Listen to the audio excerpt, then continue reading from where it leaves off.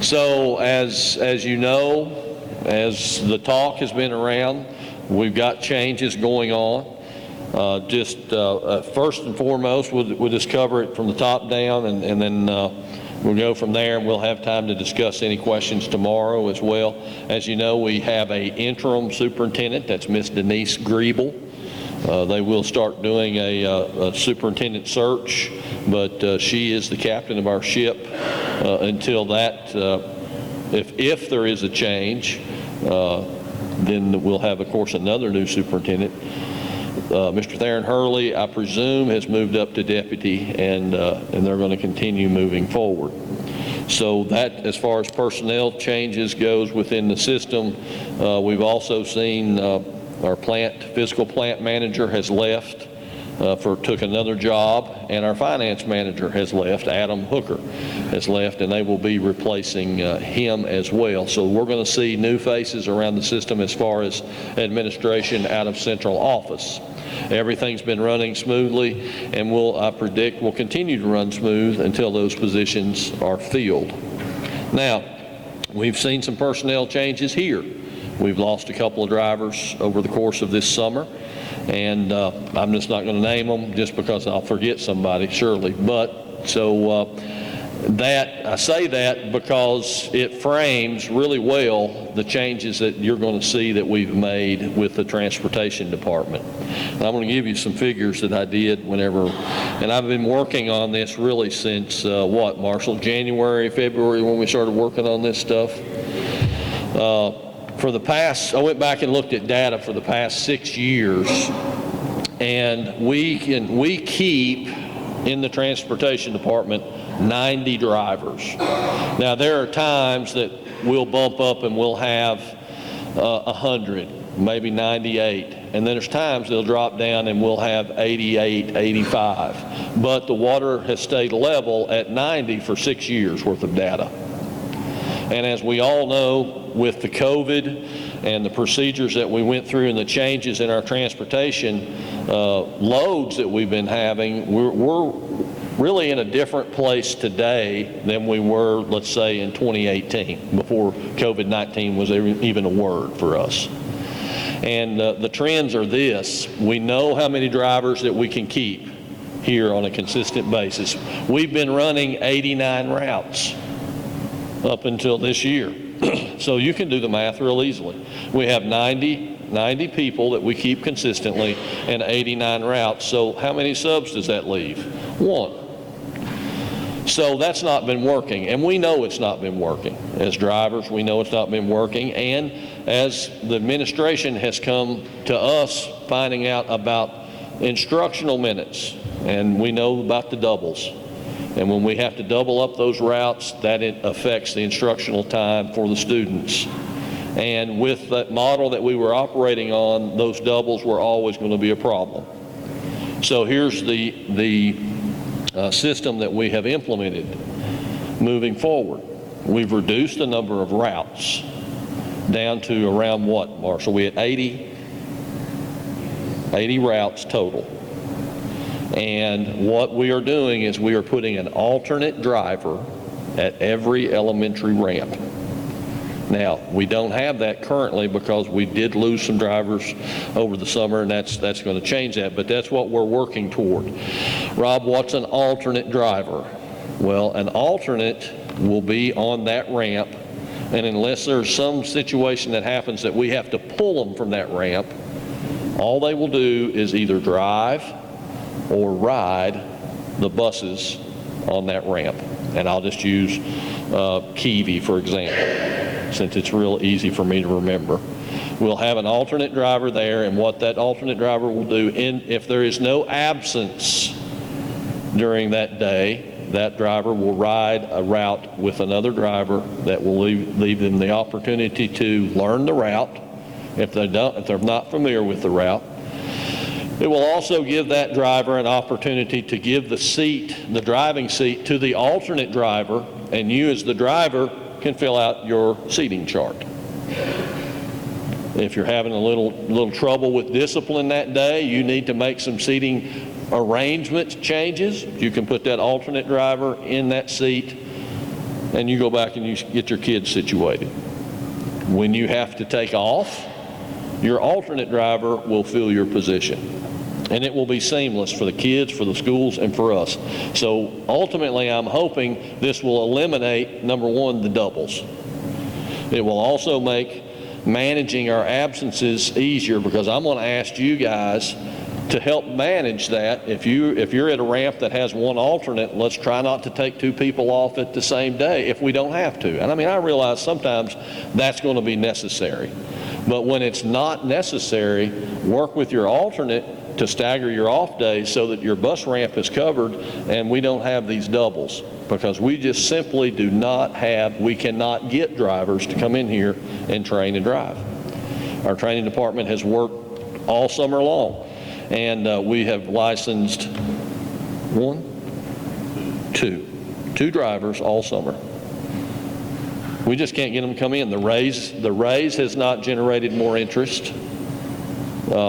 There's no more interest in the school system as a job than when you were here in May. And we've managed to add 2 people. And we lost 2 people in the past week. So guess what? We're back at 0. And now you understand why we're making these changes. It's because the situation that we're in, what we know we can keep, is just not going to fit for us anymore. Now, what does that mean? We're going to have less buses on the ramps. And it also means that your ridership on your buses is going to increase some, not dramatically, because we've also, and Marshall's got some really good figures that he's going to share with you, so I'm not going to go over those. But the number of students that we're hauling has decreased over the past 4 years dramatically. So you're not hauling as many kids as you used to haul. So we're going to bump those ridership rosters back up, because we have to do that. We have to work efficiently with what we have. So this is something that we put a lot of thought toward, a lot of planning's gone toward this, and everything looks really good on paper. It's going to take you guys to make it work. And that's what we're asking you to do, is to just give us a chance with this new system, trust what we've looked at, the data, and move forward, and know that we're going to support you in these things. Because we've got other responsibilities that we have to take care of, like getting the kids to school on time so that they get their instructional minutes as well. So we've got those considerations as well. Now, having said that, we're going to be open to listen to anybody that wants to come to us and say, hey, this might work a little better. So these routes that you're getting, though we've put a lot of planning in them and we're going to be reluctant to make changes, I'm not going to say that they're so hard and fast that we wouldn't make a change. But don't everybody expect, well, I'll get that road taken off of me or get those stops taken off of me, because it just simply may not work. We can tweak a little, but we're not going to make any major changes to these routes unless we see something that's definitely not working. But Marshall's done a lot of work on the computer. He sat there all summer long going over these routes and made them as efficient and as evenly timed. We're trying to keep people about the same number of kids and about the same time in the bus. And the best I recall, no one exceeds, an hour and 50 minutes, Marshall? Pretty close. So no route from start to finish, and that's from your starting position, not your first child, the best I recall. And forgive me if I've made a mistake there, but I believe the way Marshall has these routed is from wherever you park your bus to when you drop your final, or pick up your final kid and back to your elementary. So an hour, 50 minutes. So yeah, some routes are going to be extended a little bit. Some routes not so much. But it's changes that we've made that we feel like are necessary. So having said that, I hope that clears up some things and some questions that you may have had on those. We've not seen a lot of changes at the bus garage. I will say this, and I'll just go ahead and address this briefly, and Marshall's going to go over it some more. You've probably heard or seen or heard from somebody that has seen the fact that we have added camera systems to all school buses now. And it's according to the size of the bus will determine the number of cameras that's on those buses. The special needs buses, the shorter ones have 3. The biggest bus that we have has 5 interior cameras, 1 forward facing that gives the driver view, and then a stop arm camera. And Marshall's got that outlined as far as how the procedures will be for all of that. But this equipment is high quality video, and what we're hoping is, since we're adding kids onto the route, you're going to have more kids to manage, this will be a tool to help us with student discipline and student management. I surveyed 9 different school districts that had these camera systems put in them, and they've had them at least for 2 years. I had no negative comment from any director that I talked to. Every director I talked to, without fail, said it has helped with student discipline. So I have the confidence that we're going to see that same type of benefit. These cameras are good enough cameras that when we did the test, when I made the presentation to Dr. Bennett, me and Dave was sitting on the back of the bus. I had my cell phone out in my lap with a screen up, and when you zoomed in on my phone, you can almost read my cell phone. And we're talking about a camera that's mounted up here. So we're hoping that this is going to mitigate vaping, and this has been a problem. We know that it's an issue. You can't hide anything now. These kids will not be able to hide. Now, they're going to test you. That's one thing that the other directors that I talked to said, that they will test these cameras and see what they can get away with. So that's where we're going to need to be vigilant about noticing these activities, because what we're not going to do is Marshall nor I are going to sit and start pulling cards out of these buses and watch video all day long. That's not happening. He's got some information about event markers that you have control over. These cameras will start recording the moment you start your bus up, and they will go off about 10 minutes after you turn your bus off. And they record everything in between. You have the ability to say, by pushing a button that says, hey, you need to look at this. It's an event marker. You're going to have a write-up that will accompany that. And as I said, Marshall will have that information for you too, the procedure. So you're going to have some input on these cameras as well. I think those are going to be good additions. For those that experience a lot of stop arm violations, I have talked to all of the local police departments, the prosecuting attorney with the county, and then also our chief of police with the school district. We will begin to turn those over, and they will prosecute and send out citations for stop arm violations. So those should begin to come to an end, especially for those of you that have those. I know Craig's one of our really high hitters. Henry's the other one. But if it's the same vehicle that's doing this, or the same group of vehicles, once they begin getting a $300 fine and citation, that's going to modify some behavior. It's not our intent to cite. What it is our intent to stop this dangerous behavior. We want the people stopping. But we have that tool available. And it's the same way with this discipline on these cameras, folks. I know we've all had complaints in the past. Well, I write them up, they don't do nothing. Now we have another tool as a driver that says, here's the video that proves what I say is true. And once we have that as well, then that gives us just another opportunity to say discipline must be issued. It should be working, because all the data says it will. I'm trusting that data. I'm trusting the fact that we are a professional department, and we can take this tool and use it to our advantage, and it will work out and make our workplace a better place to come to work every day. And that's the goal. I know we want to get our kids picked up to school safely. We want to get them from school to home safely, but I want you to have a good workplace to come to. I don't want you to be dreading coming to work because you've got a problem kid that you can't get anything done with. And we're trying to apply what technology we have in order to make that happen. All right? So we're just a little bit ahead of schedule. What I'm going to do now is I'm going to go ahead and turn it over to Marshall. And we'll be around. After Marshall, Pat and Dave are going to have their section. We're going to do our Bolt update, and then we'll open it up to questions, okay? So give us a chance to go through and make our presentations, and if we don't answer your question, we'll be happy to answer your question at the end, okay? So if you would help me he came back for another year. It's Marshall Rainey, our area coordinator, so let's give him a round of applause. I came back like you did, thank God, right? Let me fix this real quick.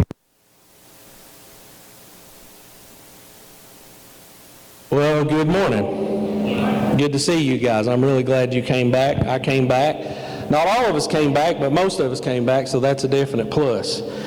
Appreciate that, Rob, and appreciate you. I'm enjoying Rob leading this transportation department, aren't you? Why don't we give him a hand for the work that he's doing? It's been good, and I'm thankful for that. Now, let me just ask you a question. Let me start by asking you a question. What is the number one problem in transportation nationwide? Lack of bus drivers, right? To actually operate a transportation department properly, you have to have a bus driver. That's essential. Buses by themselves do not pick up kids. We know that. So we, like the nation, have been suffering from that shortage and still are suffering from that shortage. Nobody, I have yet to meet somebody who likes change. Do you like change? The older I get, the less I like it. I like my routine. I like doing what I do. I like knowing what I got, you know. I like knowing what I'm facing every day. But you know the number one constant in life is change. The only thing that's for sure in life is change is going to come, right? And changes have come, they are coming, and they're going to continue to come. Because to take care of this problem with the shortage of bus drivers, we've had to become extremely creative in what we do to make sure that we can get the kids that we have delivered to and from school safely.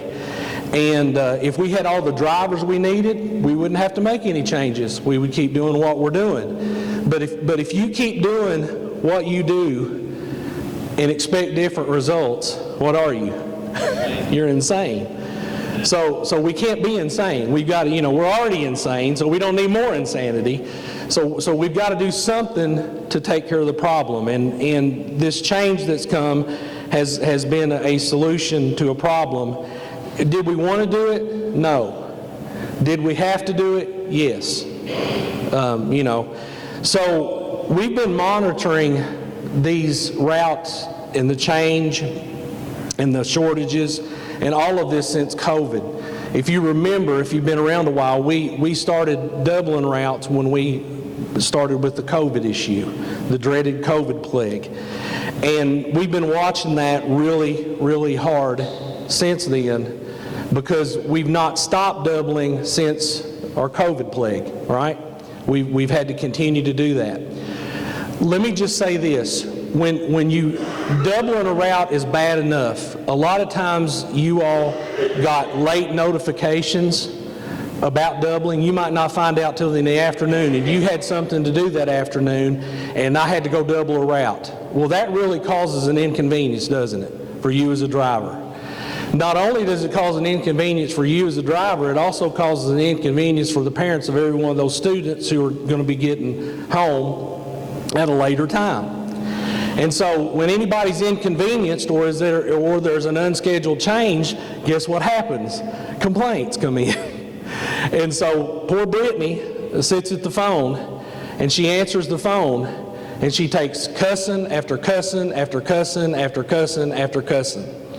And bless her heart, she needs a gold medal as far as I'm concerned for the job that she does at that phone. Because you won't find a nicer person to do what she does, to speak to people about this transportation department. I've watched her do it, much nicer than me. and so she does a wonderful job. However, would you want to do that? And you may have pulled up to a stop and there's a parent waiting at the door, and what are they doing? They're chewing on your ear, they're cussing you, they're calling you every name in the book, and that's hard for anybody to take, right? So what we've done, and I'm going to address that a little bit more here in a minute, but what we've done is we have scheduled the doubles, okay? To take care of this problem, we basically were doubling routes anyway every year. So our double's going to disappear this year? No. Even though we're doing this, even though we've done it on a small scale, we're going to continue to double routes, and it's still going to be tough because this is what we have.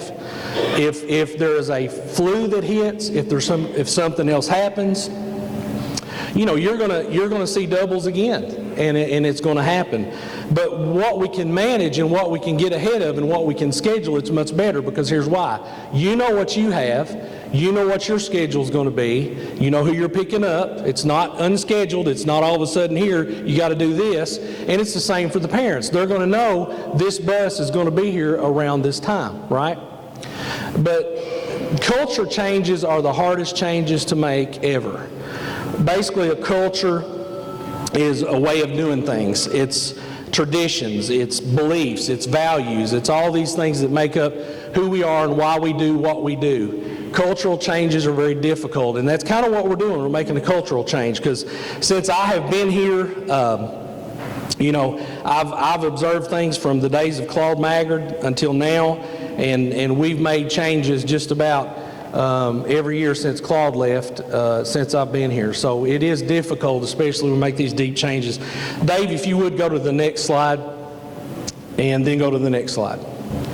So I'm going to break this down for you, and I want to give you a why. I didn't feel like we needed to just throw all this on you and say, here it is, here's what you got to do. Let me try to explain why, and that's what I'm here to do, is try to give you a why. Because if I know why, sometimes that helps me. Now, let me say this. As in life, one of the biggest things that we have to do is keep a good attitude, right? Attitude plays an important role in what we do. All of these changes that I had to make over the summer, I could have gotten a very poor attitude about it and said, oh man, look at all this work I got to do. Look, and I could have got a negative attitude about this, and it would have affected how I did these, okay? But I did not. I made a choice to keep a good attitude about it, and I looked at it from the standpoint of you as a driver, okay? Now, I'm going to say, I've had to make changes since I've been at transportation. There used to be 2 people in my office, remember? There used to be PJ there. Well, who's doing PJ's work? I mean, we do work together here in the department, but guess who's doing PJ's work as far as routing and everything else is concerned? It's me. Okay? So understand, I've had to do what you're doing already. And so, I don't think any of us ask anybody else to do something that we wouldn't do ourselves. Because if I was in your shoes, would I like it? Probably not. Would I totally be happy about it? It would take me a minute, because you got to get over it. You got to process it. You got to think about it. So let me give you some statistics about what we're doing. So as we started looking into this and we started trying to decide what to do about all this, I was updating, looking at our actual ridership list. As you turn in your seating charts, we don't just file those and say, yay, we got a seating chart and we got them to do something else. No. We look at the seating charts and we check those seating charts and use them. So as we worked with the routes, I noticed that we were down in attendance between 35 and 50% from years past, and I may be going back 10 years past, okay? So I may be going back a while. Because at one time we hauled a lot more students than what we do. But I also noticed that we were down, but also nationally from last year, now that the statistics are coming in past COVID, nationally, in the United States, we were down 6 million less students riding the bus than last year. 6 million kids are not riding the bus that did ride the bus, okay? In Kentucky, that translated to 106,156 less students, and that's cited on page 3 of the handbook. So we're down, roughly just under, I think it ended up being just under 1,000 students per district if you just count 120 districts in the state, okay? So in years past, from what I can remember and what I can tell, we transported between 5,000 and 6,000 students at one time, because when I started driving, all the transfers were full, most of the buses were full. There was a very few buses that didn't have too many students, but that's just the truth. So this year we transported around 3,000 to 3,500 students, and our attendance has declined around 40%. So that led us to reducing 8 routes this year to adjust for the change in attendance, okay? And we had to target the routes where a ramp lost a driver, where there was a low student attendance on the bus, because if you're short drivers, we can't run buses with 25 students on the bus anymore, okay? if you owned a business and you ran a business and you were trying to do it in an efficient manner, you wouldn't be able to run that way. We can't do it because the currency that we need is drivers, and we don't have them. So we were forced to make this change. And so go to the next slide, Dave. Only a few routes were affected by these changes, and I want to give these specifics so that you would understand. 1603 at London no longer exists. We split that between 0504 and 2205. 0701 at Campground no longer exists. We incorporated that into 2102. 2006 no longer exists. We incorporated that into 1202. 1805 at Keavy was done away with. We incorporated that into 1405, 1406. 0705 at Bush was incorporated into 1606. Changes made to 1205, 0704, and 1205 and 1903. At Hunter Hills, it was 1601 that went to 1106. 2106 went to 2107. 0702 at Johnson was incorporated into 1701. You should have those new route sheets in your pack. If this affected you, you should have a route sheet, and the changes are based on the seating charts that you turned in. So the seating charts that you turned in last year were used to make these changes. So your seating chart information needs to be accurate. It's important. We use it to determine what we're going to do, excuse me, in the future. So those are the changes that we actually made. So it is a change. I understand that it's can be big for some of you, but what we're asking you to do is try to keep an open mind and try to keep a good attitude. And here's the deal. If there's something else we can do, because I took all summer, like Rob said, and I didn't just lightly do this. I didn't just look at this and say, oh, we're just going to do this, oh, we're going to do that. I pulled up every route. I went through the ramps that had changes, looked at every possibility, and did what I could do. Now, I don't see everything. I'm not perfect. I make mistakes. I miss stuff, just like everybody else. So if we see something going down the road, as we run the routes, as we pick up the students, we can make slight changes, but the main part of the changes that we make are probably going to remain because they have to. Now, let me say this about ridership. We don't know how many is going to be on the bus this year, but I've got statistics from this past year, the year before that, and we've projected, according to those past statistics, what's going to, how many students we're going to have on the bus. We don't know for sure. So if we end up on a bus that has been, added more students to it, added more of the, added the other route to it, and it's packed out, that's where we're going to need those seating chart information to be accurate at the 1st of September and get that to us so that we can make more adjustments as we need to. As necessity is the mother of invention, and necessity will motivate us to do what we need to do. Let's go to the next slide. We'll try to seating charts, okay? You all know this, but I need to reiterate it. They're due the first week of the month. So you will now have help, as Rob was talking about. Most of you will, with the alternate bus drivers, a sub-bus driver, somebody on there who will drive for you when it comes time to do your seating charts. First 2 weeks of the year, it's chaotic. It's in and out, on and off the bus. You'll get new students. You may lose some. We don't know what's going to happen the first 2 weeks. So at the 1st of September, I'd like to see those seating charts so that we can examine them closely, make the changes that are necessary, and move forward and try to do the best we can to help you. It may not feel like it to you. You may be, you may have seen all the bus cultures and all the changes that's come over the years, and you may not feel like it, but we're trying to help you as much as we can. Okay? And trust me, when I say that means it means a lot more work on us. Because if we put our heart into it and we try to do this in a really mindful way and try to do this in a caring way and try to put ourselves in the butt of that, put our butts in the seat of that bus. I used to be a driver. I know what it's like. I understand it. And try to do the best that we can. We're not lightly making these changes. So we want to give you help. We're here to assist you, and we're going to do the best we can to do that. It may not be ideal, but we'll do what we can. But you will have the alternates there to help you do your seating charts, and they'll drive you so you can do your seating chart. First seating chart's due September, first week of September, and so the seating chart information needs to be as accurate as it can be. Let's move on to the next slide, Dave.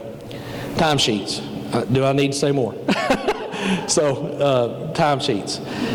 Please fill them out completely. We need dates. We need you to fill out every block in it with either a dash or time or sick. If you take a half a day off in the morning and it's sick day, write sick in that time frame. If you take a personal day, write down personal, okay? If it's a holiday, just put holiday in there, or, if it's not a work day or whatever, just, draw a line through it. Do something to do this. Why? Because we submit these to central office in our payroll department, and they are very meticulous about going through these. They look at the hours, they look at where the time is put, they look and see where there's a signature or not. Is it filled out properly? Is it, it's very meticulous what they do in our payroll department. So we need all that. We need that from you as accurately as we can get it, so we can get it to them, and I don't have to call you in and say, I need a signature, or everybody forgets. I get it. We're human. But we just need to do the best that we can, and I'm not saying we're not, but let's keep doing what we're doing. I don't know that I need to say anything about that. Page 67 of your driver handbook, if you want to look at them. Page 67 is an example. Now, let me say this, driver handbooks. Please don't take those things and throw them in the trash. There's changes in it. There's things we need to talk about.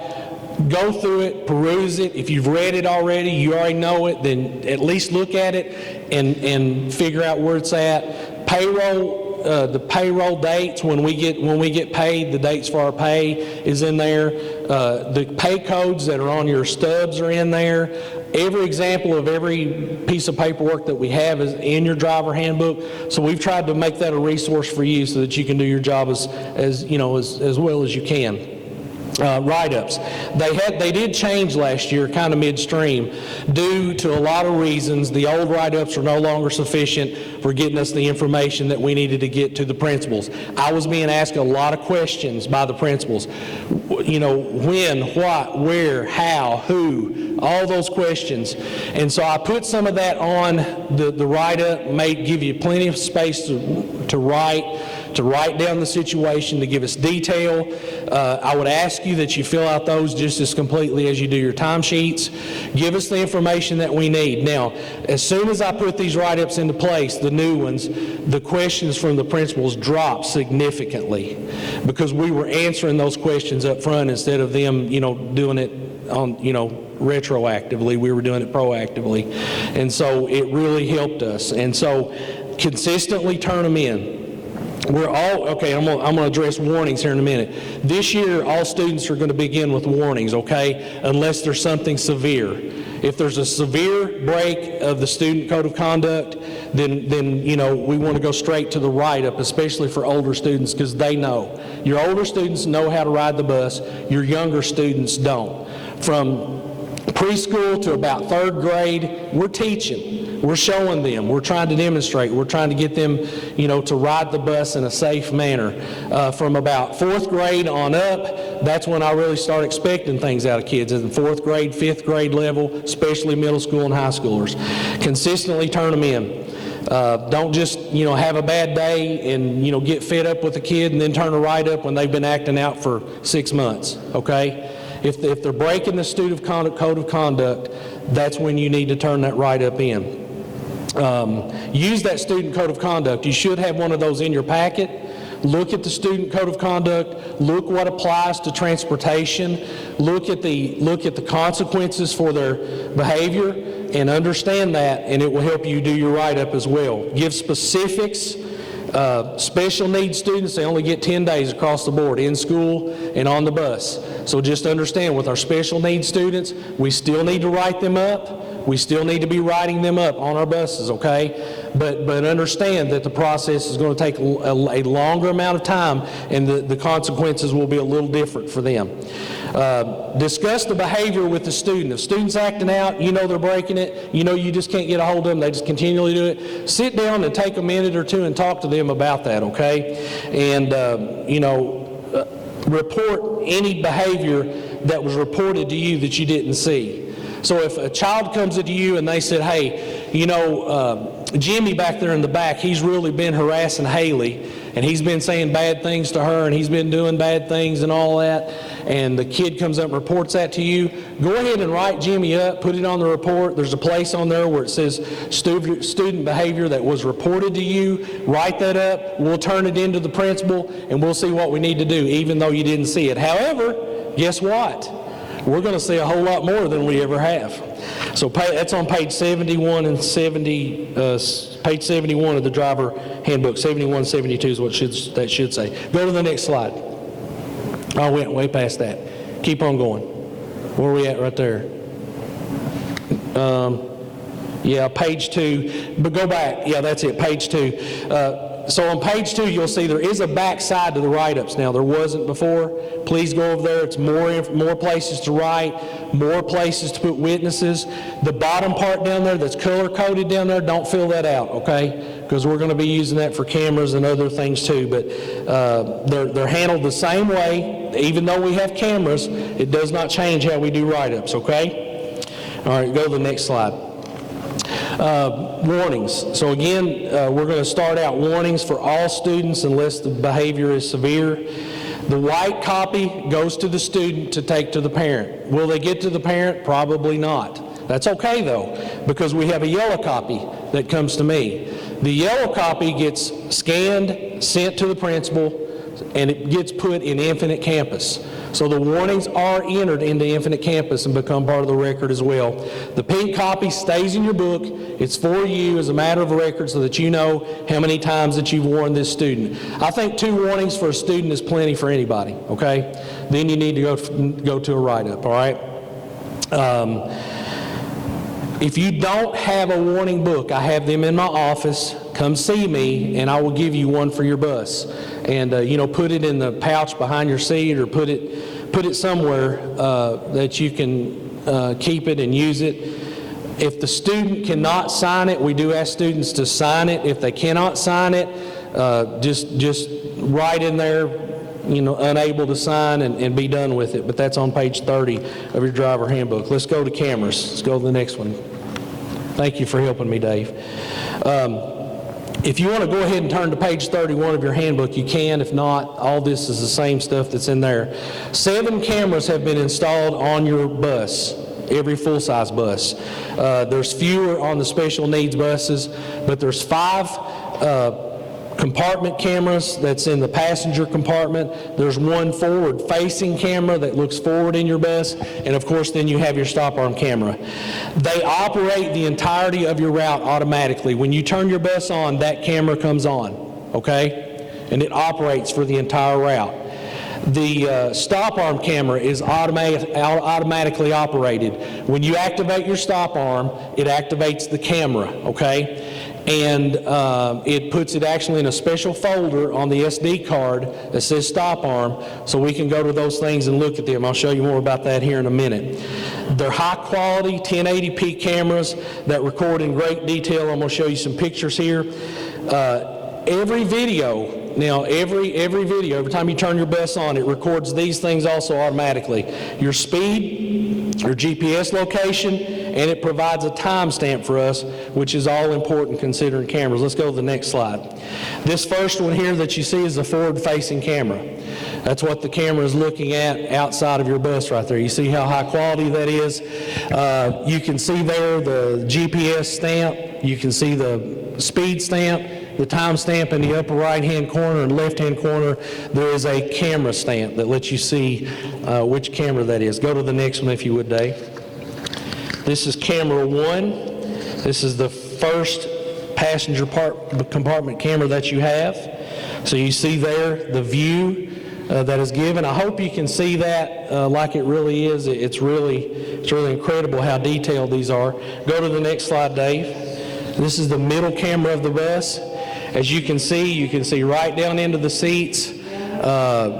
There's 5 of them, so we've got a lot of views that we can look at. Go to the next one, Dave, if you don't mind. And this is the view that I have when I'm looking at it from ProVision, is the software that we use. That's 6 of the cameras. We have a 7 camera that, it's not always operating. It only operates when you do your stop arm, but you can see how clearly you can see the back seat there.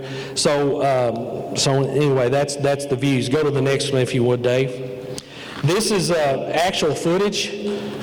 We had somebody in a transportation van. We don't know who the violator was, but we're not sure he was coherent.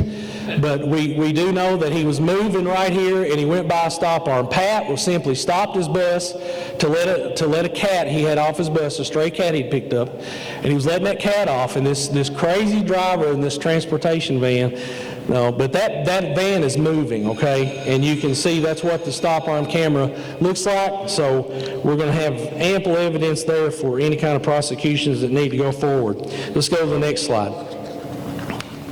So camera procedures for write-ups and incidents. This is in your book, but I want to go over it with you now. So if you'll look there, this is a Bluebird bus, but there's an event button there. On your dash, you'll notice that event button. That event button does not turn your camera on and off. Again, they operate automatically. The event button is there for you to depress whenever there is a stop arm violation, whenever you see a student or suspect a student of being involved in some kind of behavior, any kind of incident that would warrant us going back and looking at that video. You hit the event button, it makes a bookmark on that video, it makes a line on that video, and makes a timestamp, so that when I put it in the computer or Rob puts it in the computer and we look at these videos, we can see and go back to that time exactly a little bit before and a little bit after and see what was going on, and that will help us to determine whether or not maybe there needs to be a write-up. So before, when I was saying, you're suspecting students doing something, or you get a report, let's say, a student reports to you on that route there was something going on, write it up, bring it into me. We're going to pull that video and go look at it and see what was going on and get a determination on exactly what was going on. So when you see a student violating the student code of conduct, or you see suspicious behavior, tap your event button, activates the bookmark, okay? Go to the next one, Dave. This picture here is one on the Thomas buses. You'll see with the event button where it is at. It's just a little round button. It has a button right in the middle. It may have a light, green or red, it really don't matter. Just hit it anytime you have an event. If an infraction occurred, if something occurs on your bus, submit the write-up form, take it, bring it to me or Rob if I'm not here. If video evidence is needed, memory card will be retrieved, video will be reviewed. The only people that will be looking at video is Rob, myself, a principal, and an SRO. And let me just say this, we have a police force now that I am immensely thankful for. I am very, very thankful for our police force, and you need to let them guys know how thankful you are for them when you see them, I promise. We had incidents this year where we had some kind of serious things going on our bus. They gave us an escort several days. They actually went to this household of the people that were giving us trouble and talked to them, and even an arrest happened because of it. So these guys are busy. They can't believe how busy they are. We did 1,100 write-ups last year, okay? And so these guys are very, very busy, and they're here to help you, and they know that, and they're ready to help you. So if you see one of them, pat them on the back, thank them, and tell them how glad you are to see them, because I know I am. If a stop arm violation occurs, go to the next one. Stop arm violation occurs. Radio dispatch as any procedure. So somebody has run your stop arm. What do? Hit your event button, radio dispatch, give time, make of the vehicle. You don't even have to worry about the license plate now, okay? We got it. So give us the make, the time, location. That's recorded at dispatch. It gives us more evidence to turn in should they need to prosecute, okay? So radio dispatch just normally as you would. And I told you that. So our school resource officers, Mr. Dan Smoot, who is our director, leader, chief, whatever he is, he will take care of that for us and get it. We've got a direct line to our police department now. Let's go. Of course, we appreciate our entire department, our maintenance department, and the job that they do. Yeah, give them all a hand.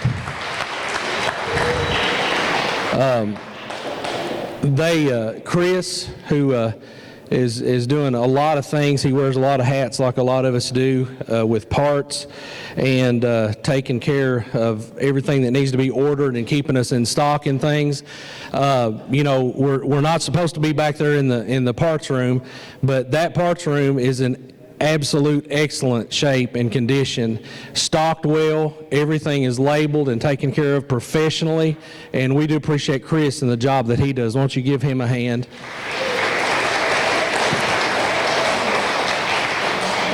We got a good inspection team, a crack inspection team with Mike and Bertie. They inspect your buses. They see your buses a whole lot, and we want to appreciate them. Give them a hand. Why don't we just take time here? Because they do a great job making sure your bus is safe every single month. And we've got Michael and Benny, Jerry, I'm going to forget somebody, Noah, who else? Justin. Oh yeah, there's Justin back there that's in the garage now. Little Justin, we're doing good.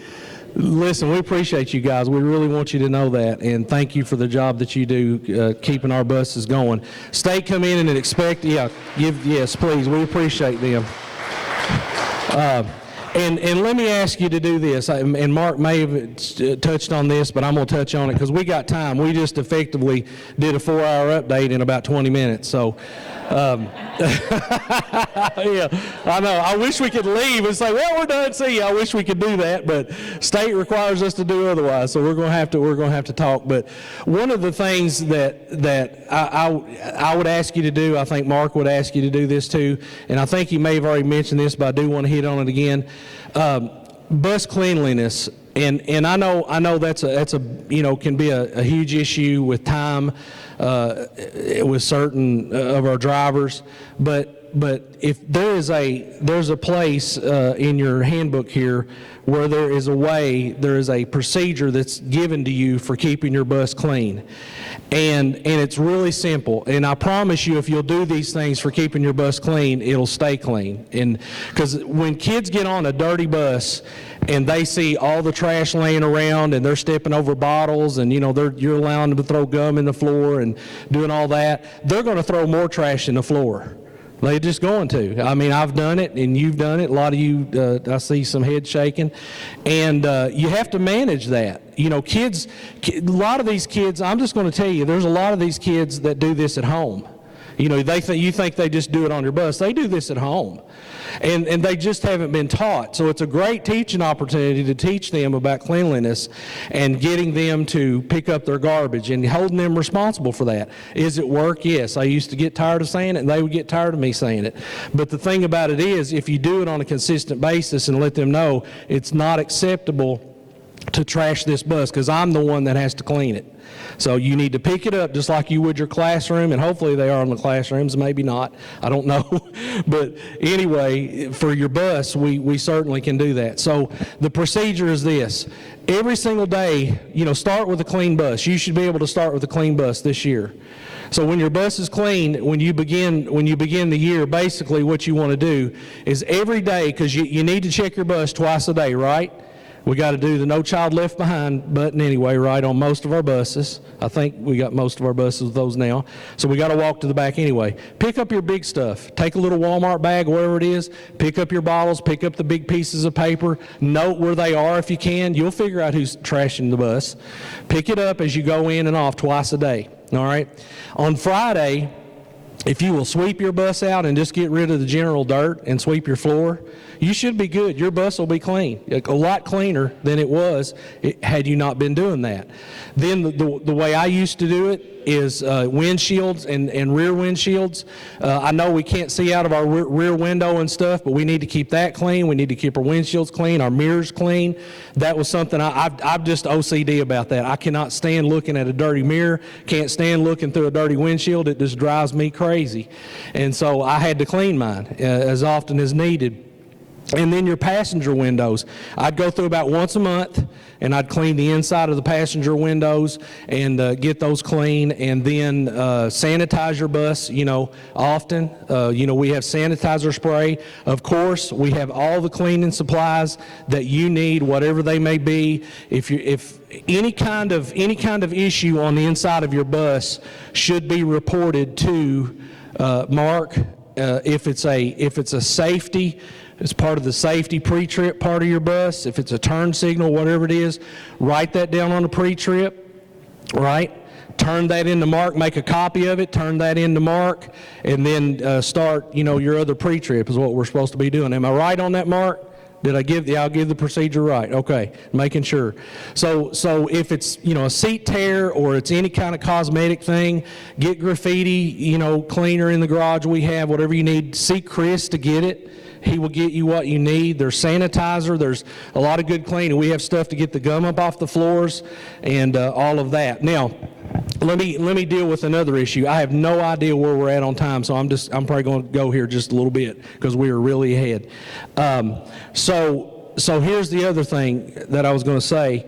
One of the things that we need to do is make sure, of course, that we're communicating to the kids about a clean bus. We want this bus to be clean. We want you in a clean environment. It's not safe to have all of the trash in the floor. And I'll say this, and this is where I was going to go. For our inspectors and for our mechanics who work on your bus and keep it going, do them a favor and clean that bus out at least before you go in for inspection, or they have to do work on it. Don't let them, they don't like laying in a bed of garbage when they work on things, okay? So please respect them and the work that they do, and do that for your those of us here in the garage that we work together, and do that for your students and do it for yourself, okay? It's a lot safer, and it happens to be a lot better. So now, one of the things that we want to do, in transportation is first be safe. Obviously we want to have a safe ride home. I mean, that's the number one thing that we got to do. Our primary responsibility as drivers is to do what? Drive the bus, right? That's your number one priority, is to drive that bus and to keep those kids safe, right? And to drive it in a safe manner. That's it. So your attention at times has to be given, all times I should say, has to be given to the road, has to be given to safety, watching drivers, doing all the things that we do. Every second, it's reported that a driver makes 21 decisions. 21 decisions a driver makes every second going down the road. Now, you don't know you're doing it, but subconsciously your mind is working, your eyes are scanning, you're looking, and you may be thinking about other things, but subconsciously you're making those decisions as you go down the road. Now, so we're tasked with the responsibility of taking care of these students and making sure they're safe on the inside of the bus, doing what they should be doing. Well, that presents a challenge, does it not? For an older driver who is seasoned and experienced, they seem to do it with ease. Okay?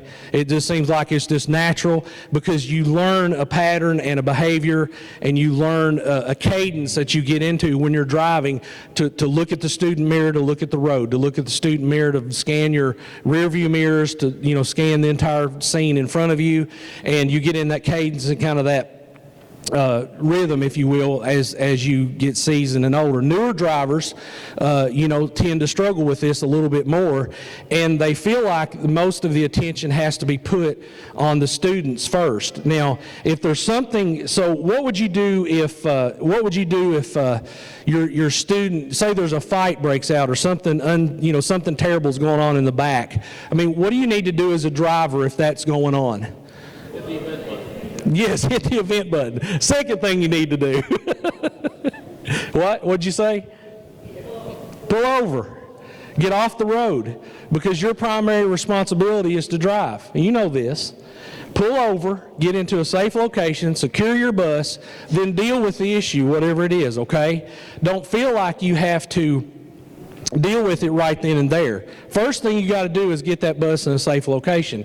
We have had accidents happen here in our department because drivers put a priority on, now I know this sounds crazy to say, but put a priority on something going on in the back, and they took their eyes off the road, or they took the foot off the brake, or, you know, fill in the blank, and then ended up in an accident because there was some kind of distraction in the back.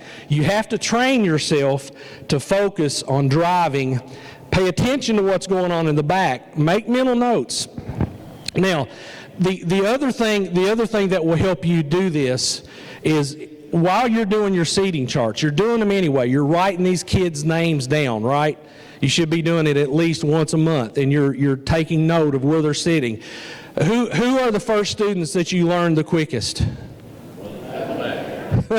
That's right. I mean, you know, the ones you learn the quickest are the ones that are giving the most trouble. When I would get on the bus and do my bus, I would do this. I would tell them at the first of the year, sit and make sure you're sitting where you want to sit, because that's where I'm going to write your name down. With the exception of which students? Day treatment. Day treatment students. Day treatment students go where? Up front. So we put them up front. No exceptions. Okay? Tyler McCorder will give us a call, and he will say, put those kids up front. Okay, let me explain something about that real quick, why we do that. They have lost their privileges in the school system, basically, okay? That includes sitting where they want to sit. We are by law, we are supported by law to sit those students where we deem necessary, okay? So your seating chart, that's your ship. You're the captain of that ship, and you run that seating, okay? Unless you're told different, right? Unless the principal overrides us or some other situation arises, right? But anyway, so what I would do is tell the students, sit where you want. This is going to be your seating chart. I'd make my seating chart out, and then I would give them a speech, and I would tell them, the way you're going to lose your seat is when you misbehave. So when you misbehave, that's when I start bringing you up front, and that's when I start sitting you where I need you to sit, okay? And they responded well to that. They knew the routine after a while, and as you drive your bus, they'll know the routine, and they will get used to you managing your students in a fashion. Students are used to being managed, okay? They're managed in the schools. They're managed, you know, in sports. They're managed in all kinds of different ways.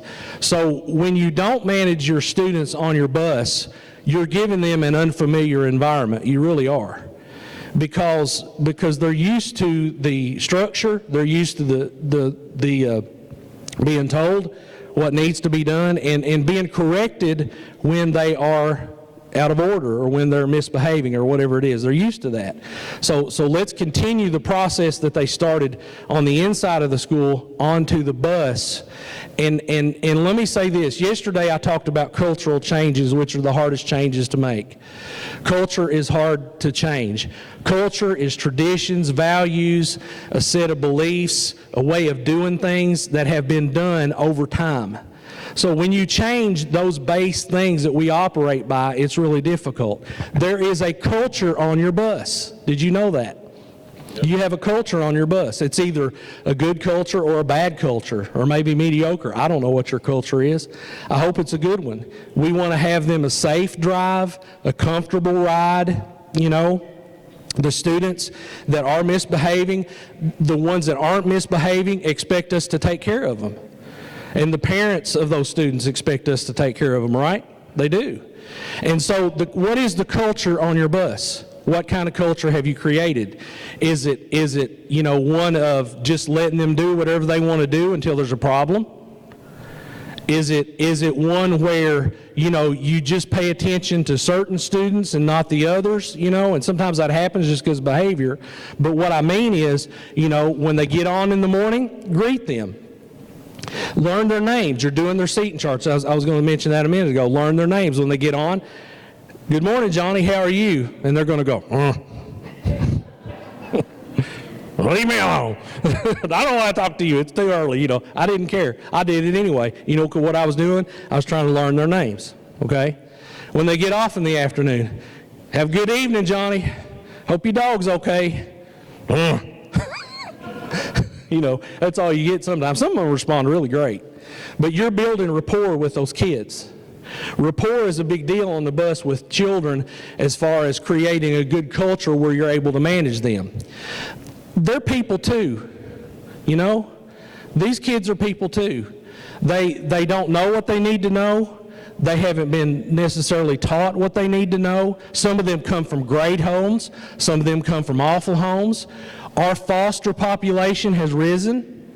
Anybody know that? And that brings its whole set of own issues with that. And we need to understand that even though they're with us just for a short amount of time, a name is a very important thing. When you walk up to a person and you really don't expect them to know your name and they say your name, what kind of effect does that have on you? It's a good effect, right? Hey, they knew my name. I can't believe that. What about the kids? It's the same thing. They're people too. Always remember that. And, compassion and understanding, empathy, sympathy, those things are very important when we're dealing with our students. However, you can't be their friend, okay? In the sense of just, because how they always say, what do they always say? He's the teacher's pet, he's the bus driver's pet, he's the favorite, she's the favorite. Don't do that. They pick up on that so quick you can't imagine. If you treat them all the same, say their name the same, exercise sympathy, have empathy for them, understand a little bit about their situation. You don't have to know everything, that's all right. But at the same time, you just treat them all the same. And when you go to manage them or when you go to talk to them about their behavior and try to correct them and even write them up. I had a student get on the bus, and I'm going to go just a few more minutes here because I'm trying to stall and take time. Y'all okay with this? We might have to take a break here in a minute because I'm going to wear you out. But anyway, I had a student get on my bus when I first started driving. His name was, I'm going to tell you his name, can't do that. So anyway, yeah. So anyway, I just remember him vividly. I mean, it's a vivid thing. He got on my bus. He was living with Grandma and Grandpa, had a rough life. Didn't like me at all. As soon as he got on the bus, he hated me. I mean, you could just tell. And so immediately, he wanted to argue and fight and defy and just not comply with do anything that I was asking him to do. So I dealt with him. At first I didn't deal with him so great because he made me mad. Anybody have an emotion? I've got a couple, and when somebody steps on my emotion button, sometimes it's not good, and I have to really rein that in. And so anyway, he gets on the bus, he's wanting to fight with me, carry on. I said, okay, fine. So I tried a few times. I finally wrote him up, made him sit. He got all sold up and then wouldn't talk to me at all. That was fine. But over time, as I just kept relating to him and just kept trying, he finally softened up and began to talk and tell me about his situation. Did that change how I corrected his behavior? No, it did not change. Because if he breaks the student code of conduct, if he's doing something that's not safe on the bus, if he's, whatever it is, we got to handle that, all right? So after a while, he kept messing up. He just kept doing it, but I had compassion. I was trying to take care of him, hey, I'm trying to teach you something, man. Look, bring him up front, talk to him, have a conversation. Just all I need you to do is just ride the bus and just ride it like I'm asking you to ride, and we'll be fine. So finally, he and his buddy had a vape. That was back when they first started. It was one of those dab pens, and saw it, and I said, okay, just bring it up front. So he and his buddy came up front, and his buddy handed it over. I knew where it come from, and I said, I have to write you up, right?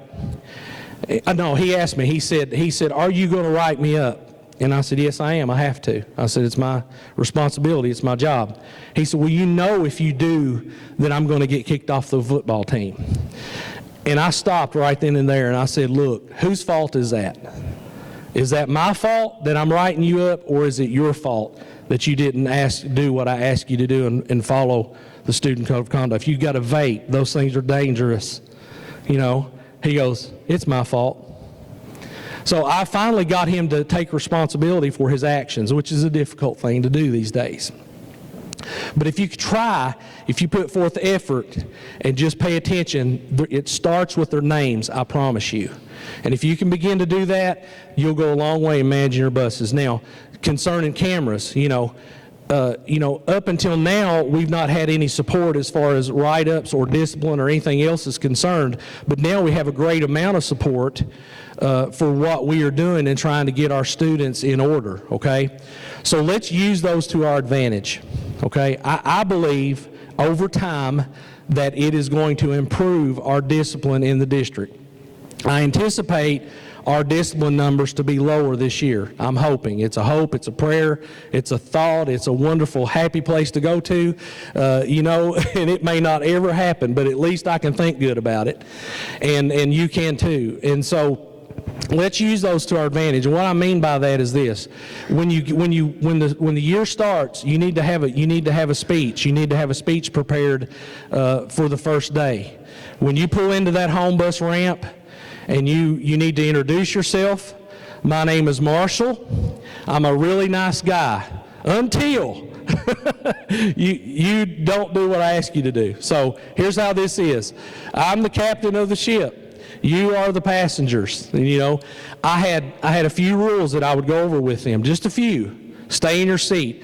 Statistics show us that 68% of all behavioral problems are contained, taken care of, if we can get that student to sit in the seat. So if you will begin your year by giving them that speech, talking to them about telling them, introducing yourself, and I know a lot of us don't like to talk, but again, that's building a rapport, that's creating a culture in your bus that is good, that's creating a place where they know you're not there to hurt them, you're there to help them, okay, even when they mess up, and that don't stay in your seat, no tobacco, vaping, okay, go through the short list that you have for safety on your bus and what you want. Don't throw trash in the floor. When I assign you a seat, that is your area. I'm holding you responsible for it. So just expect, if you cut a seat, if you do anything like that, or if you throw trash in the floor, I'm going to come back to you and we're going to begin writing you up after we warn you, Explain to them the warning system. Explain to them write-ups. Explain to them the behavior that you expect. Because a lot of them don't have any idea what you expect. They don't. They get on the bus and they think, hey, it's playtime. There's 60 of us and one of them, let's poke the bus driver, right? That's what they want to do. So that's my little speech to just take up time. And yes, one of the major things, you have a sticker on your bulkhead there that says, you may be videoed, but you are being videoed. That's what they need to know. And make them aware of it, let them know that it's there, that if we need them, we'll use them, and hopefully we won't need them. But that, again, is my little speech to take up time, because I see Mr. Hale has entered the building. Elvis is in the building, and he is ready with his presentation, I do believe. So thank you. I appreciate you, and let's give Mr. Hale a great, great big hand. And he's eating a donut now. So let me talk some more. So how are you guys doing? Come on, Pat. Pat's got something to say. Thank you, Pat. Yesterday when we went over the lab test, there was one thing about the lab test that I failed to mention. And it really is because it's no longer a part of the step. It used to be when you did the lab test, you had your foot off the brake and you looked for leaks of 2 pounds in a minute.